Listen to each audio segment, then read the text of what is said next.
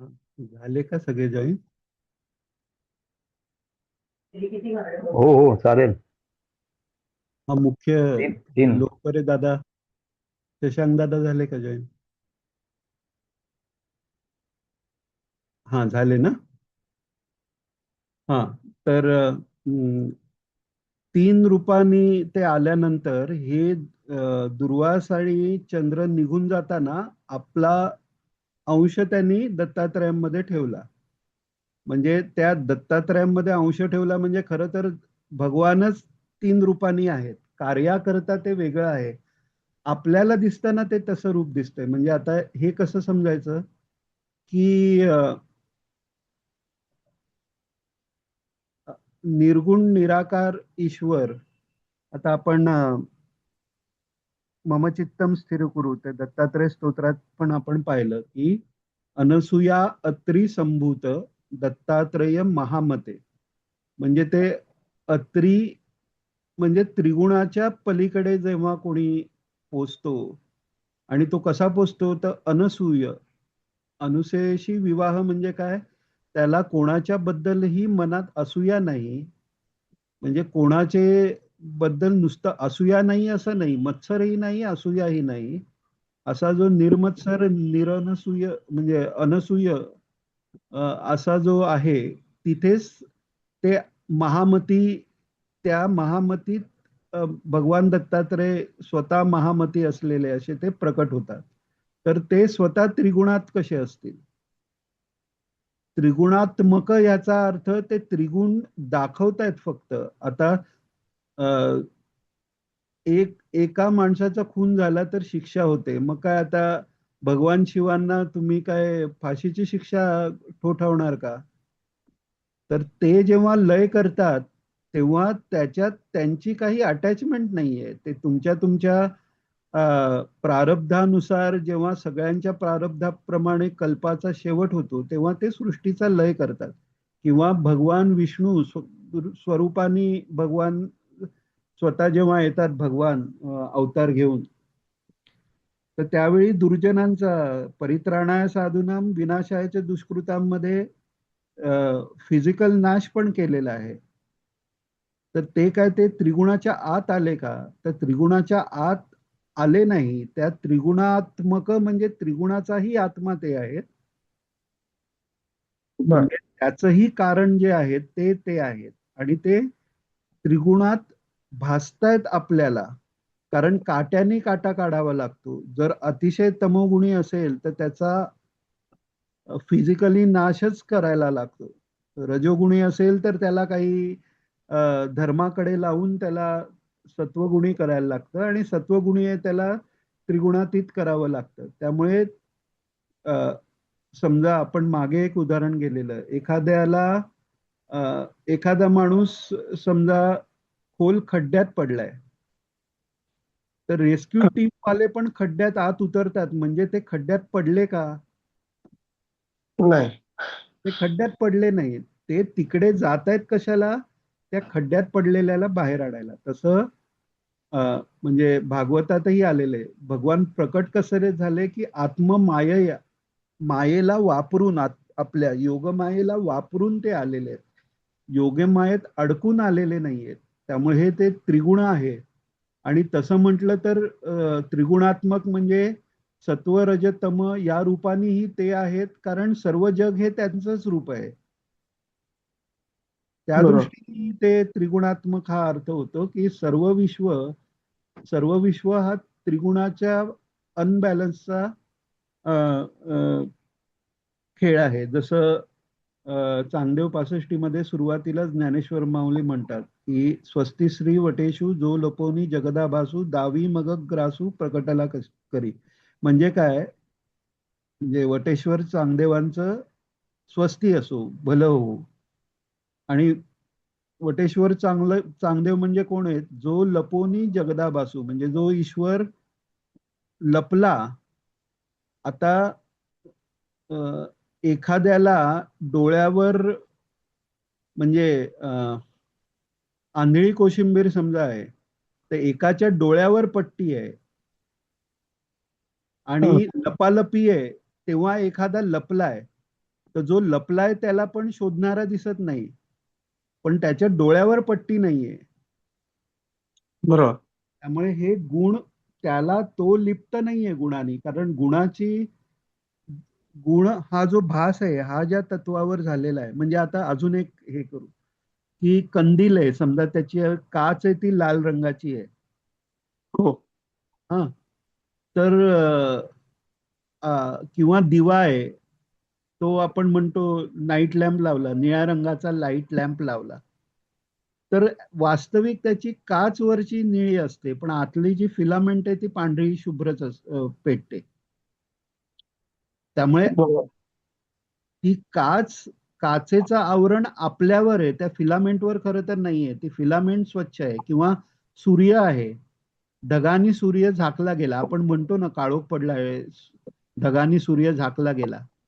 आता सूर्याच्या बाजूनी विचार केला तर ती पृथ्वी एवढूशा तिळा एवढी आहे, तो सूर्य हो. त्या एवढूशा ढगानी कुठे झाकला जाणार? तर हे फक्त आपण अज्ञानात आहोत म्हणून हे व्यवहार करायला ह्या गोष्टी या पद्धतीने मानल्या जातात. पण ईश्वर, शंकर काही तमोगुणी आहेत असं नाही. किंवा बरोबर. हा, ब्रह्मदेवांना आपण म्हणू शकतो किंचित रजोगुणी, पण तेही ब्रह्मज्ञानी आहेत, स्वतः सर्वात मोठा जीव आहेत, आदी जीव आहेत ब्रह्मदेव. पण तेही भगवंतांचाच त्यांच्यात प्रकाश जास्त आहे, त्यामुळे त्यांना ईश्वर कोटीच्या देवांबरोबर एकत्र घेतलं गेलं. तर हे झालं. आता परत मंत्रावर येताना एक अजून एक गोष्ट आपल्याला उपयोगी पडते, की गुरुचरित्रात अंबामातेचा जो आधीचा जन्म आहे त्याच्यात तिचा मुलगा जो मूढ असतो, तर त्याची ती मग तो त्या मुलासकट ते जीव द्यायला जाते. मग हे इथे सायनदेवांकडे जाऊन आल्यावर भगवान इकडे येतात, तेव्हा हे पाहतात आणि तिला वाचवतात. तर तेव्हा ती म्हणते की हा तर जन्म गेला, पण पुढच्या जन्मी तुमच्यासारखा मुलगा मला व्हावा म्हणून. हो. तर ते तिला शनिप्रदोष व्रत करायला सांगतात. तर शनिप्रदोषाच्या वेळी त्या प्रदोष काळी शिवाची पूजा आहे, अभिषेक करायचा किंवा पूजा करायची. तर ही येऊन आश्रमात येऊन नरसिंह सरस्वती स्वामी महाराजांची पूजा करते. बर. गुरुदेव एक मानुनी भक्ती पण नाहीये, ती पक्की भावना आहे. हरिहरेश्वरला जेव्हा महाराज आलेले तेव्हा काका बाबा या सगळ्यांनी, चतुर्थी होती तर महाराजांसमोर ते मोदकाचं ताट ठेवून नैवेद्य दाखवला आणि महाराजांच्या हातावर मोदक ठेवला आणि महाराजांनी तो घेतला. हो. तर आपली भूमिका अशी आहे की जो प्रेमास्पद आहे, आपण मगाशी पण तेच म्हटलं, पांडुरंग वेगळा आणि राम वेगळा, वेगळे अवतार आहेत. तर नाही नाही नाही नाही, समर्थासाठी तो पण श्रीराम आहे. आणि परत ते त्याला हक्कानी हे पण म्हणतात की तू धनुष्य कुठे गेलं, ती सीतामाई कुठे गेली तुझी? कारण रुक्मिणी थोडी लांब थांबलेली आहे ना, तिथे बाजूला उभी नाहीये. म्हणजे असं मानलं की दत्तावतार विष्णूचा अवतार आहे, तर मग आपण मानायचं त्याचं नाही, म्हणजे भागवतात दिलेलं आहे, आहेच. हा हा पण मग ध्यान करताना आपण कृष्णाचं ध्यान करू शकतो ना, म्हणजे जे बीजमंत्राला जो दिलेला आहे मंत्र, तोच कोणत्याही मंत्र याला दिगंबराच्या वेळेला सुद्धा त्याचं ध्यान आपण ठेवू शकतो एकच. ठेवू शकतो, म्हणजे त्याचाच मंत्र आहे, कृष्ण हा. मंत्रच आहे. हो हो. दत्त म्हणजे म्हणजे त्या भगवंतानी स्वतःला दिलं म्हणून दत्त हे नाव आहे. हा. तो भगवान बरोबर. कृष्णच आहेत, भगवानच आहेत ते. ते काही वेगळे हो. नाही आहेत काही. रूप वेगळी आहेत, त्यामुळे आपल्याला जे आवडतं जे रूप, आपल्याला पूर्व संस्कारांनी जे रूप आवडतं हो. त्या रूपाचं ध्यान करायचं. बरोबर. मग आता क्लिअर झालं मला ते. धन्यवाद. आता हे जपाबद्दलचं झालं.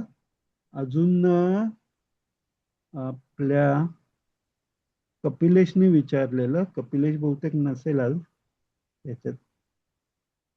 ते विचारशलाकेबद्दल विचारलेलं. ती विचारशलाका अशी आहे, अ,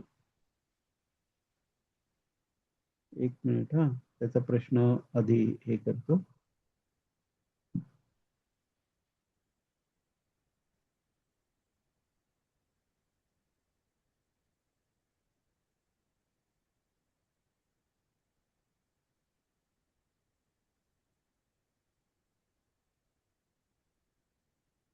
हा, तर ती विचारशलाका अशी आहे, 192वी विचारशलाका आहे.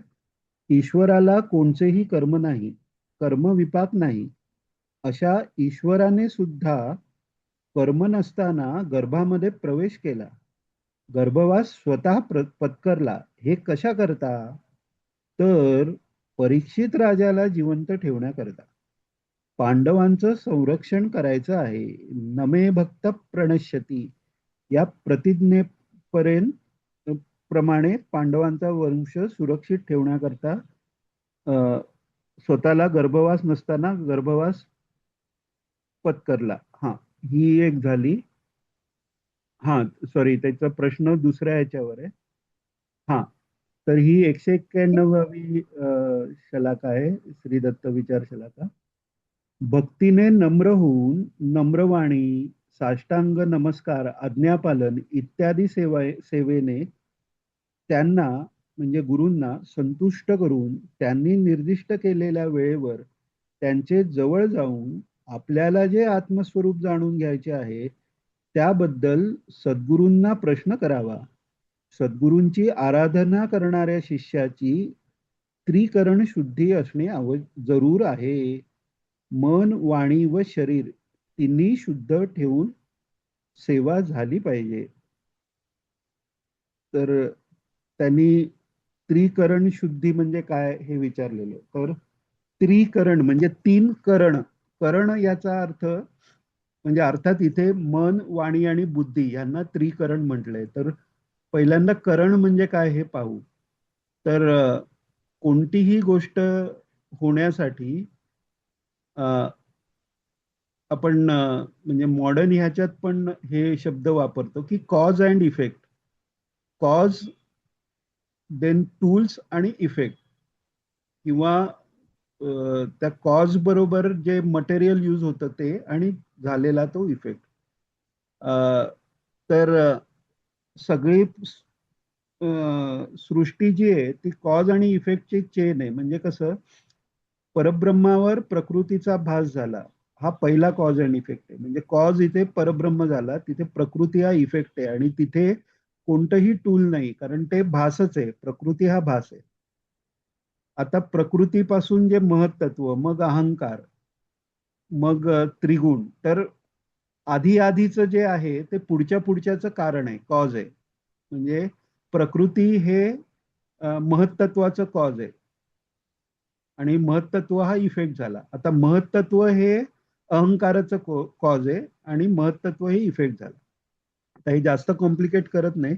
म्हणजे हे सगळं जे व्यवहार आपला चालतो त्याच्यातही आपण करणारा, करायचं साधन आणि कार्य, म्हणजे द पर्सन, वर्कर, वर्क आणि टूल सेट हे असतंच कोणतीही गोष्ट आपण करत असलो तर.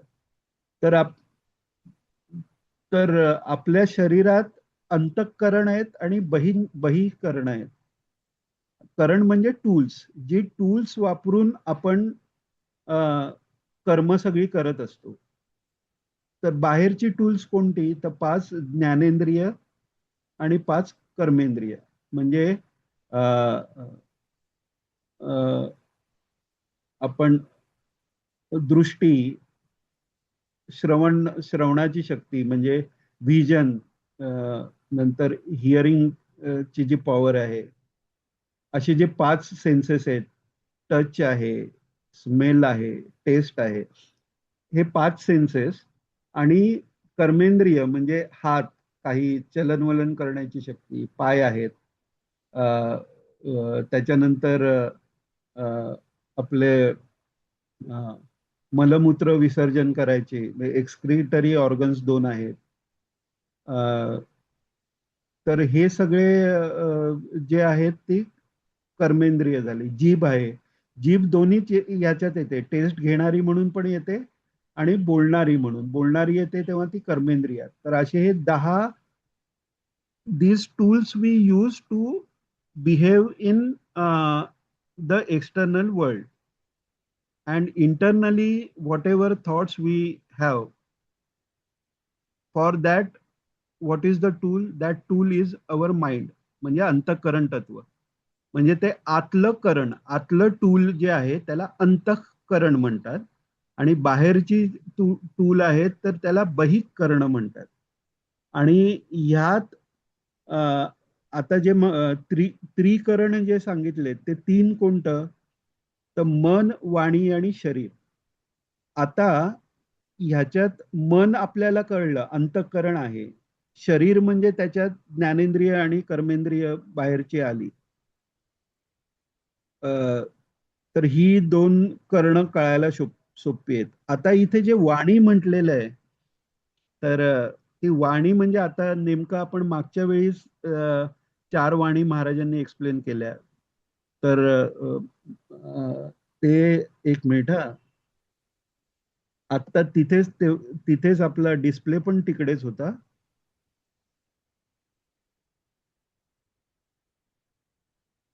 तोच हे करू म्हणजे तिथल्या तिथे तो दिसेल पण. 36 पानावर आहे बघ. हा, 36 वरच आहे ना.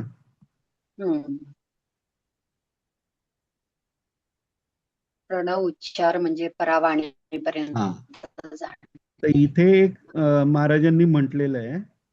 हा, खालचा प्रणव म्हणजे परावाणी का, असं 36 वर आहे का? हा, हा प्रणव उच्चार म्हणजे परावाणीपर्यंत जाणे का? हा हा. आता इथे खाली महाराजांनी म्हटलंय, शेवटची ओळ वाचली तर, वाणी जरी म्हटले असले तरी ती निर्विचार अवस्थाच आहेत.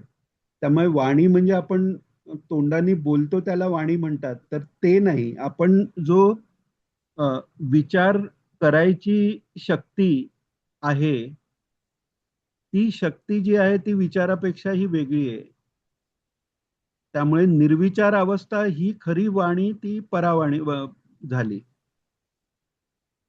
त्याच्यात थोडं जरी संकल्प विकल्प आला तर ती पश्यंती होते, आणि त्याच्याप्रमाणे जर शरीराची हालचाल झाली अ, तर ती अ, अ, उपांशू याच्यात म्हणजे मध्यमा आणि वैखरी होते. म्हणजे फक्त म्हणजे स्थूल शरीर, प्राण, मन या तिनाचाही संबंध जेव्हा असतो तेव्हा वैखरी झाली.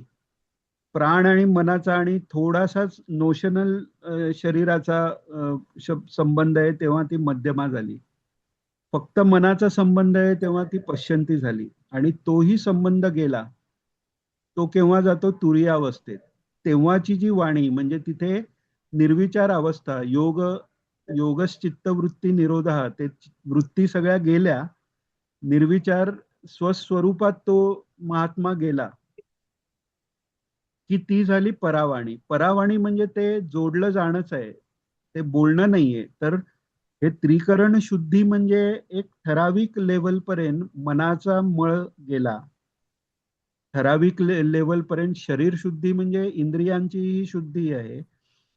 आणि वाणी त्याची जपानी म्हणा, साधनेनी म्हणा, कसं होतं की आपण काही जण पाहिलं तर मनातल्या मनात जप करायचं म्हटलं तरी तोंड पुटपुटत असतं. पण जसं जसं तुमचं नामस्मरण वाढतं किंवा साधना वाढते, तसं मनातल्या मनात जप तुम्ही करू शकता. आणि त्याच्याही पुढे असं होतं, जी पश्चंती वाणी आहे, की तिथे तुम्हाला तुम्हाला विचार करून येतंय असं नाही. ते आपोआप, ती वाणी म्हणा किंवा काही सुचणं म्हणा, हे आपोआप ईश्वराकडनं यायला सुरुवात होते. आणि परावाणी म्हणजे तो महात्माच ईश्वरूप झालेला आहे.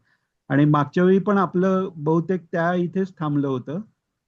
किंवा शेवटी शेवटी हेच झालेलं की व्यासस्य समाधी भाषा म्हणजे ते भागवत त्यांनी तोंडाने सांगितलं असेल, पण ते कोणत्या अवस्थेत? उन्मनी अवस्थेत. त्यामुळे वरून जरी वैखरी दिसलं, जसं भगवान त्रिगुणात आल्यासारखे जसं भासतात, तसं ते व्यक्त रूपात जरी वाणी भासली तरी ती परावाणीच आहे, अशी ती होते.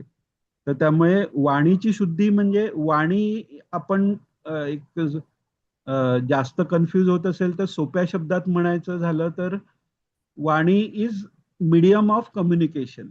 तर सत्ययुगात ते मीडियम ऑफ कम्युनिकेशन मेंटलच होतं, तिथे तोंडाने बोलायलाच लागायचं नाही. तो कनेक्ट आपण म्हणतो ना, तो कनेक्ट होता. आणि तो सुप्रीम कनेक्ट काय, तर एकरूप झाल्यावर पूर्णच कनेक्टेड आहे ना, ती झाली परा. पण सगुण साक्षात्कारापर्यंत जर गेला असेल तर ती पश्यंती म्हणजे अ, ईश्वराचा साक्षात्कार, सगुण साक्षात्कार अ, झालाय, किंवा सगुण निर्गुण हा भेद नाही त्याच्यात, पण सविकल्प समाधी आहे की तिथे एक मीपणा थोडासा राहिलेला आहे, तिथपर्यंत ती पश्यंती आहे. अहम ब्रह्मास्मी आपण म्हणतो, तो हे झालं की मुक्ती निश्चित झाली, पण तिथेही मी आहे, त्यामुळे तिथे तो किंचितसा पडदा आहे. तो गेला की समाधी अवस्थेत तो पडदाही गेला, वासुदेव सर्व म्हणजे ती परा. तर परा म्हणजे आपल्या वाणी म्हणजे आपलंच आपल्याशी जे कनेक्शन आहे, ते म्हणजे वाणी आहे. तर बाह्येर आपली जी वेगवेगळ्या रूपाने जे आपण आहोत, आपण म्हणजे परमात्मा परब्रह्म हा, त्याच्याशी जे कनेक्शन आहे त्याला वाणी म्हटलं. तर आता सर्व रूपाने जो परमेश्वर आहे त्याला, त्याच्याशी कनेक्शन होण्यासाठी आपण बोलतो किंवा लिहितो, ईमेल पाठवतो, हे सगळं वाणीचाच भाग झाला. तो वैखरीचाच भाग झाला. तो वाचताना जर मनातल्या मनात वाचलं तर त्यांनी घेतानाची याची जी वाणी आहे, म्हणजे वाणी म्हणजे नुसतं देणं नाही, घेणंही त्या वाणीच्या लेवलला होत आहे. तर हा वाणीचा अर्थ लक्षात झाल्यावर मग ह्या तिन्ही याची ज्याची शुद्धी आहे तो ज्ञान घेऊ शकतो. आता या तिन्हीची शुद्धी कशी होते, तर त्याच्याकरता ज्ञानाला अधिकारी कोण आहे, तर आपण मागेही पाहिलं की साधन चतुष्टय संपत्ती त्याच्या जवळ आहे, तो ज्ञानाधिकारी झाला. तर त्या साधन चतुष्टय संपत्तीत पहिल्यांदा शमदमादी षट संपत्ती सांगितलेली आहे. ही शमदमादी षट संपत्ती ही पहिलं साधन चतुष्टयातलं पहिलं अंग झालं. दुसरं अ, विवेक झालं. तिसरं वैराग्य झालं आणि चौथी मुमुक्षा. ही चार चतुष्टय जी आहेत, तर त्याच्यात अ, दम जो आहे तो इंद्रियांचं दमन, ते इंद्रियांचं दमन करून शरीराची शुद्धी होते. मग त्याच्यात शुचितेचे नियम सगळे आले, आचार धर्म सांगितलेला आहे, तो सगळा आला. त्याच्यानंतर मनाची जी शुद्धी आहे ती शमानी होते. आणि बाकी सगळी जी साधनं आहेत, विवेक आहे, म्हणजे त्या मनानेच करायची. हे काय मन, वाणी आणि शरीर वेगवेगळं नाही काढता येणार. पण वाणीची शुद्धी म्हणजे तेवढा निदिध्यासन करून, श्रवण केल्याचं मनन करून, परत सद्गुरूंना परिप्रश्न करून ते बुद्धीची योग्यता वाढवत जाणं, हे त्या वाणीची शुद्धी झाली. वाणीची शुद्धी किती, तर मागे आपण बुद्धी विषयावर बोललेलो तेव्हा त्याच्यात आपल्या बुद्धीच्या 3 अवस्था हे केलं. तर त्या मनाची बुद्धी अवस्थेपासून ते प्रज्ञा अवस्थेच्या टोकापर्यंत गेलं की तो पश्यंती वाणीपर्यंत आला. तितकी शुद्धी झाली का त्याला परावाणीत नुसतं म्हणजे तत्वमसी एवढं जरी गुरूंनी म्हटलं तरी तिथल्या तिथे त्या आत्मस्वरूपाचं त्याला प्राप्ती होते, किंवा ऑलरेडी प्राप्त असलेलं ते त्याला लक्षात येतं. तर म्हणजे थोडक्यात त्रिकरण शुद्धी म्हणजे मन, वाणी आणि शरीराची शुद्धी. अजून काही आधी झालेल्याबद्दल काही विचारायचं का, की थोडंसं घ्यायचं पुढचं? काही शंका असेल तर विचारा, कारण आपण पुन्हा कधी परत म्हणजे ह्या पुस्तकापर्यंत यायला बराच काळ जाईल. परत आपल्याला बरंच काही वाचायचं आहे अजून. त्यामुळे काही शंका असेल तर आत्ताच विचारून घ्या.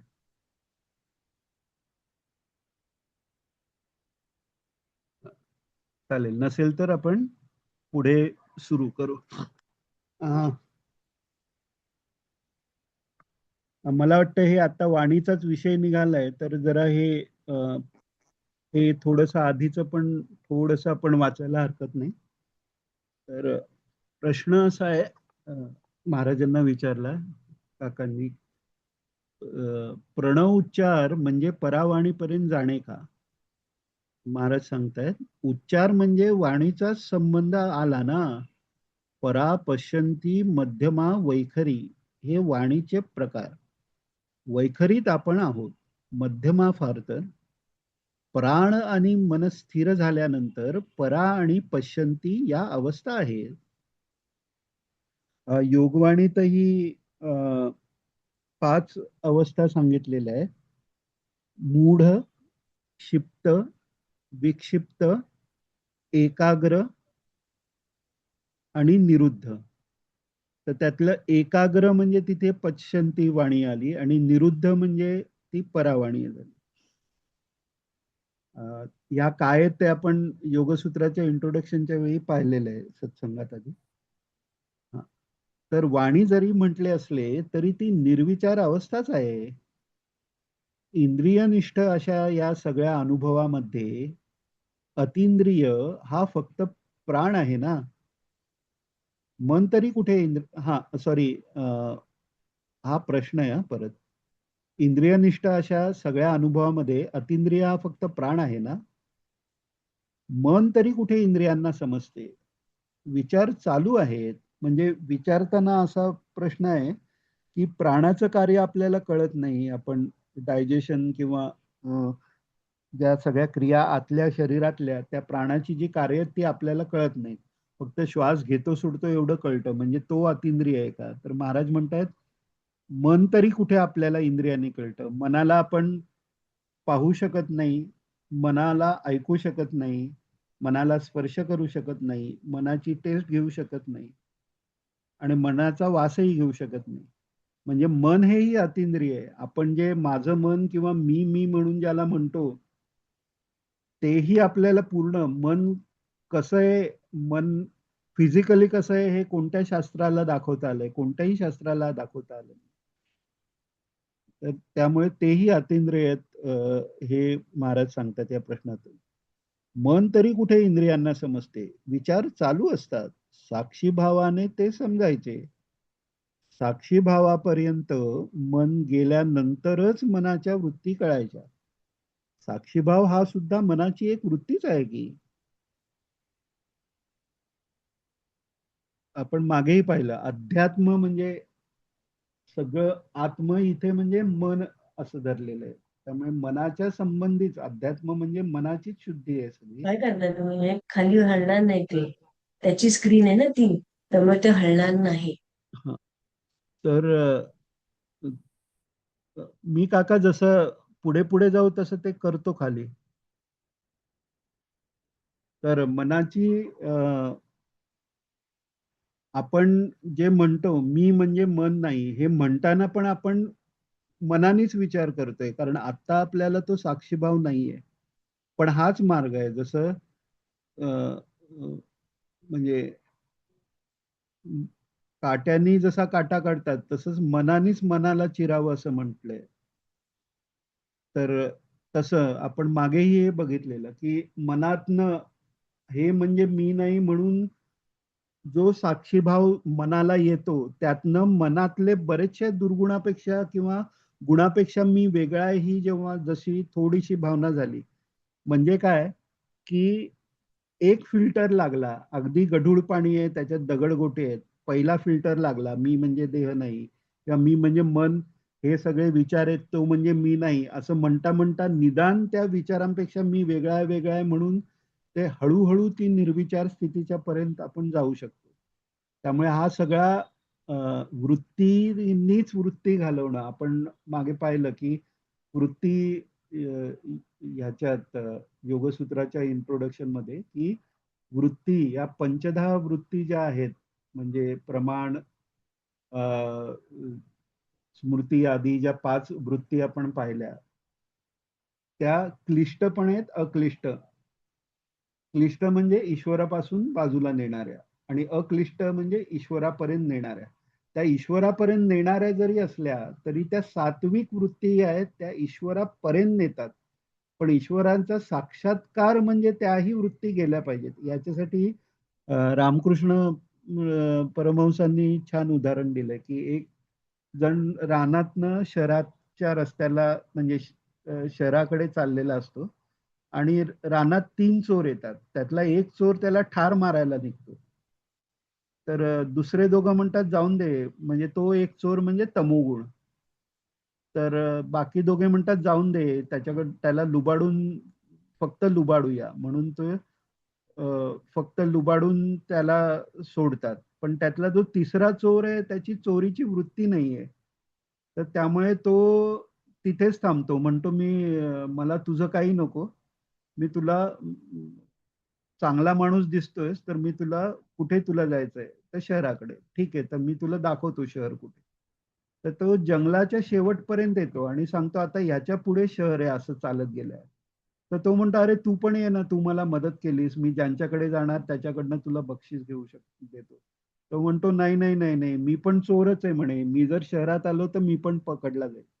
तसं हा सात्विक ज्या वृत्ती आहेत त्यांनी राजस वृत्ती दूर करायसाठी मी मनापेक्षा वेगळा आहे हा विचार ज्या कंपार्टमेंटमध्ये येतो तो मनाचा सात्विक कंपार्टमेंट आहे असं समजा.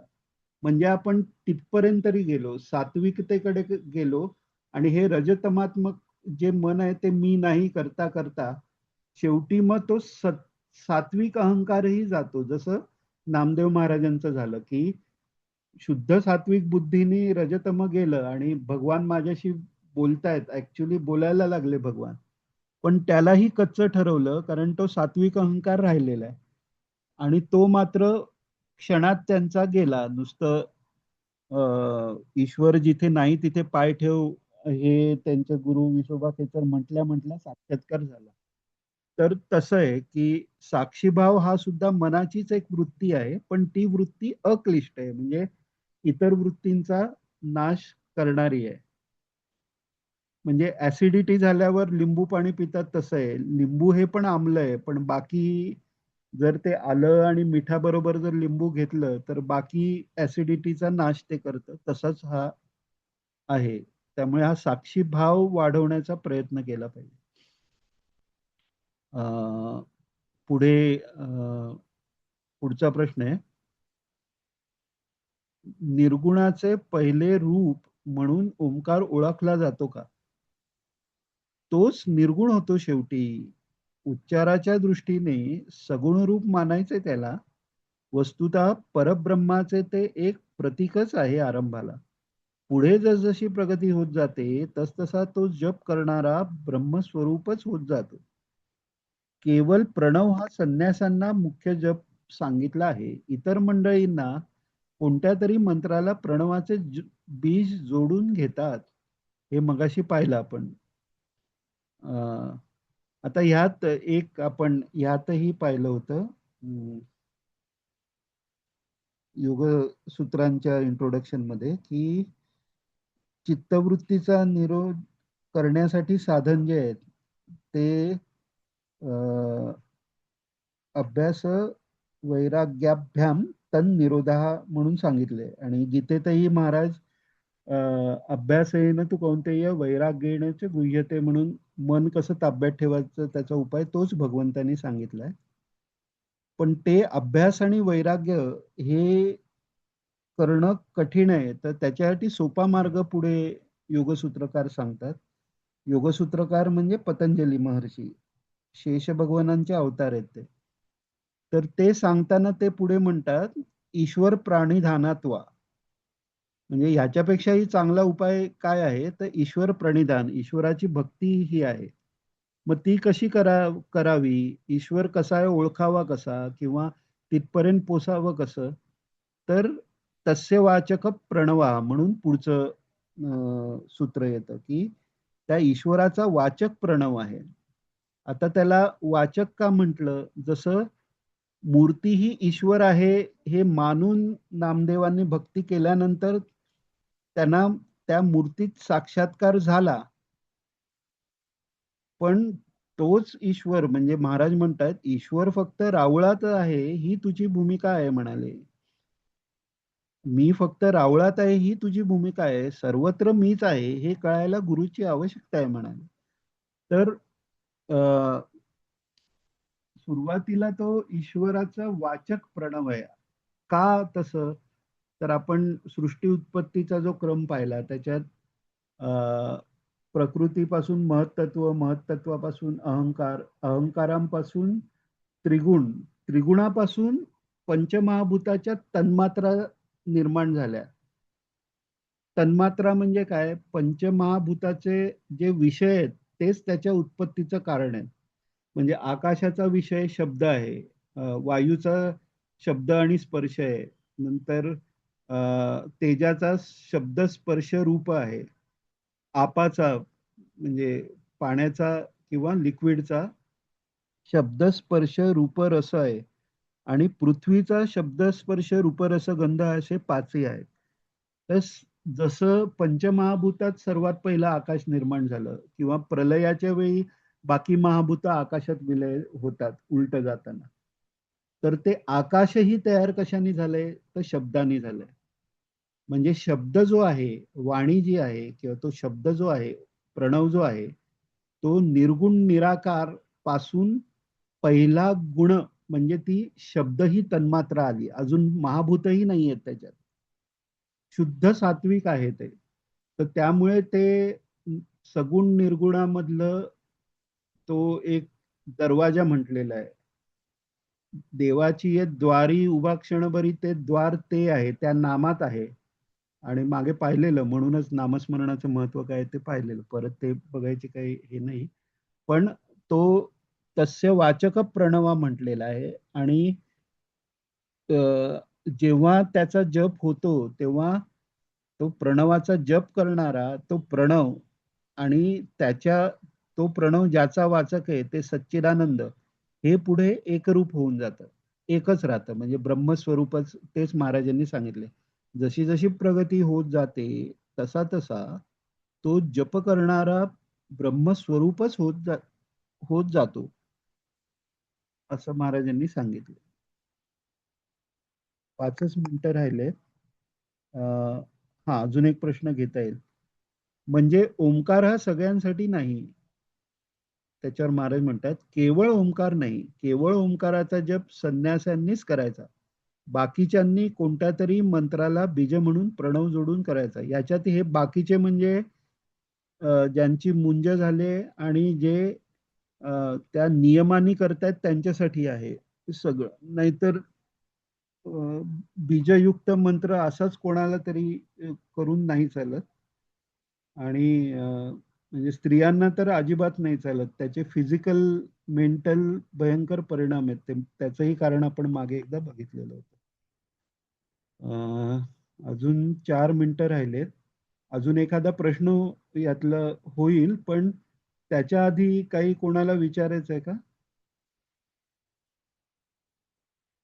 कारण आता हा पुढचा विषय ना थोडा म्हणजे भरपूर डिटेल विचार करण्यासारखा आहे. म्हणजे त्याच्यासाठी आपण आत्मानात्म विचार आधी एकदा घेतला होता, पण तरी या निमित्ताने विचार करायला मोठा आहे. कारण प्रश्न असा आहे, अहम ब्रह्मास्मी हे व्यतिरेक पद्धतीने जाणून घ्यावं आणि सर्वम खलु इदम ब्रह्म हे अन्वय पद्धतीने समजून घ्यावं, याचा अर्थ काय?